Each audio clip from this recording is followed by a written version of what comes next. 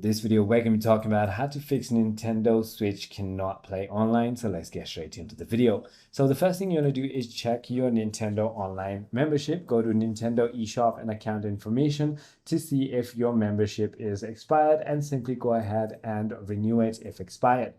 The other thing you want to do is check your internet connection, restart your router if the connection is weak. The other thing you need to really make sure to go ahead and check is your NAT type. Make sure that your NAT type is B. If you have D or F, then you might need to simply go ahead and call your ISP and change it.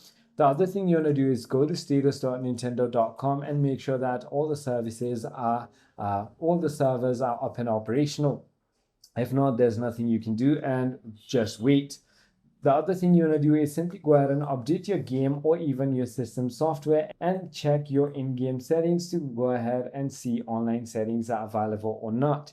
If none of it works, simply try restarting your Nintendo Switch or even contact your support team. I hope this video clarifies everything for you. If you have further more queries, feel free to comment down below, and I'll see you on the next one.